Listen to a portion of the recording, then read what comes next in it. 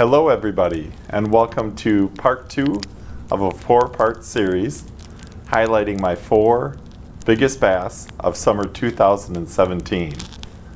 If you didn't get a chance to see part 1, there'll be a link in the description below, and there will also be a link to the fishing report video that this bass was originally featured in my July 12th fishing report.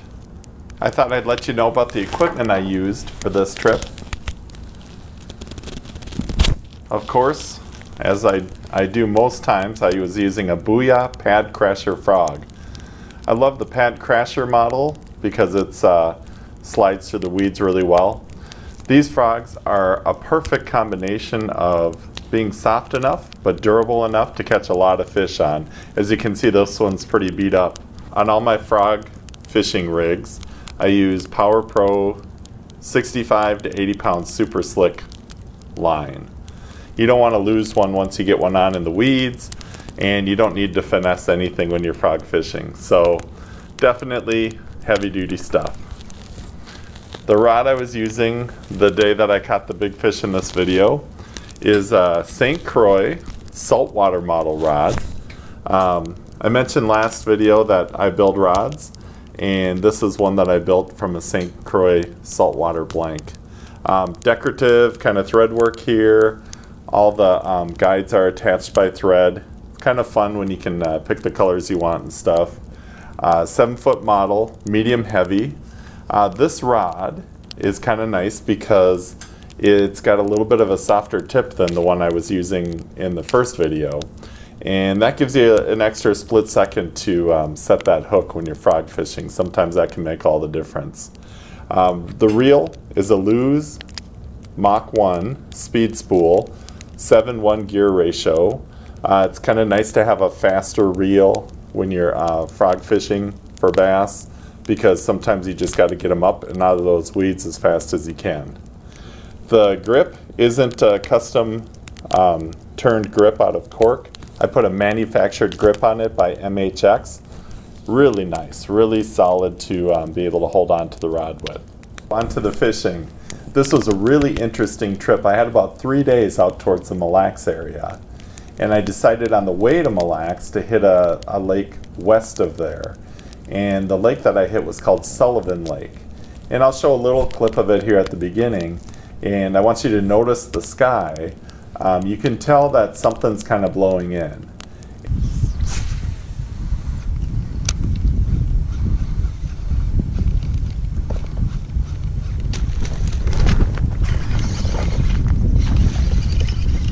There we go. First fish on Sullivan Lake. Not a bad guy.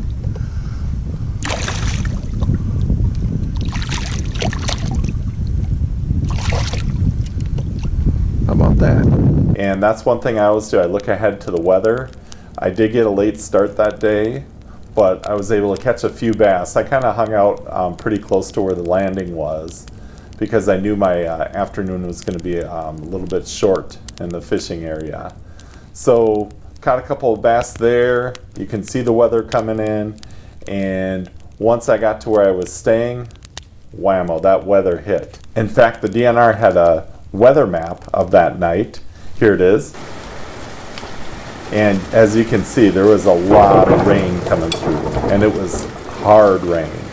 So that night my fishing was cut short, so I just had to hang out until the morning, and I decided to get up early that morning and go to a lake closer to Mille Lacs. I'm going to start with the second bass. I actually caught the bigger bass before this one, but the second one kind of shows that I was back in there pretty good today. The last video that I had, I was fishing the seam where the moving water kind of met the dead water, and just doing a bunch of short casts. Of course, on this day, that's what I started out with, but going up the river just wasn't producing. So I decided to move into the weeds themselves and really got back in there. That's what's nice about a Hobie kayak. You can pretty much go wherever you want to. Even with the pedal drive, you can just push the pedal forward and your bottom of your kayak is nice and flat to get over the weeds. Sometimes I can paddle to get up to where I need to get to. But once I got back in there, I was casting around, and one of those mornings where everything looked great. I mean, it was calm, overcast, just seemed really, really like I was going to get some good hits. Kind of chuckle because the 3-pounder that I caught, you can probably hear myself in the video saying, pay attention. There's so many spots to hit. I'm looking around, seeing where to fish, and all of a sudden this one hit it. Luckily, he took it so well, it didn't need much of a hook set. He pretty much swallowed it. It was about a 3.5 pounder. So just fun to catch him in shallow, fun to catch him on a frog. So that fish really kind of helped round out the morning to catch another nice quality fish.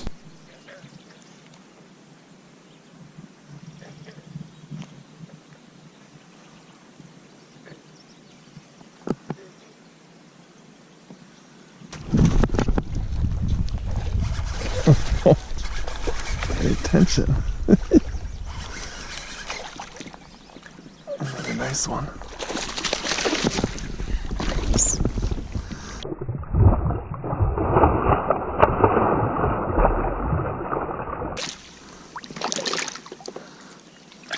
Yes. Whew.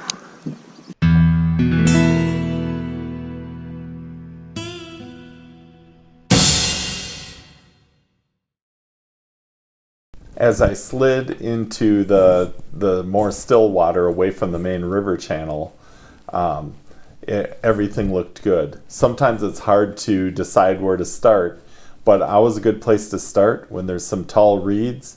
I like fishing right up against the reeds because you just assume there's something cruising by there looking for a frog falling off the reeds. A lot of times it's good if you can get your lure to land on the top of the reeds and just kind of plop down into the water. So I threw a cast close to the reeds, and wham, this big fish hit. And it was a battle from the start. I thought I got a bad hook set on it. You can even hear me in the video thinking, oh no. But really, he took it so well, as I would find out later, I had no worries. The fish hit in about 2 to 3 feet of water, and for as big of a fish as it turned out, I can't believe how high it jumped. This fish definitely had a lot of spunk to it. So great fight, a little better than the first video. The first video, the fish got tangled in the weeds right away. And this one put up a really good fight. And when I got it to the boat, I was able to weigh it, because I did have my scale with me, and it weighed in at about 5.5 pounds. To me, that's a great bass. What's more fun than a frogfish?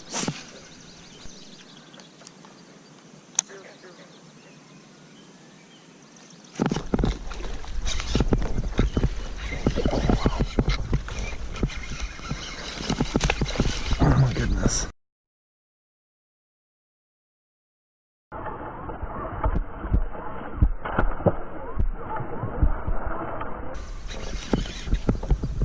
Bad hook set. Come on, baby.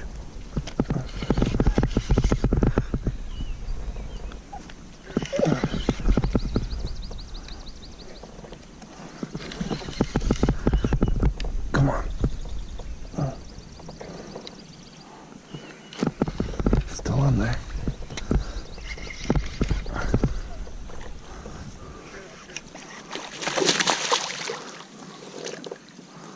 Nice. There we go. Woo! I think that's a big one. Wow.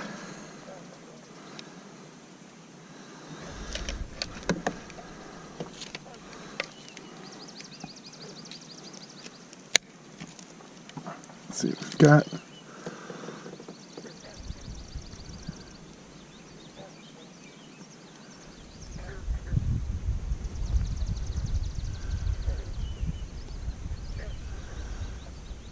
Five pounds, 9 ounces.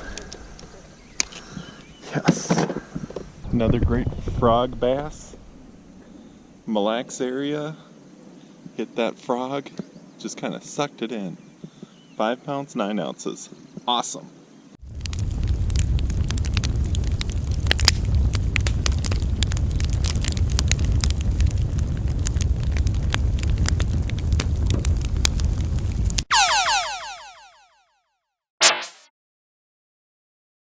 Bye.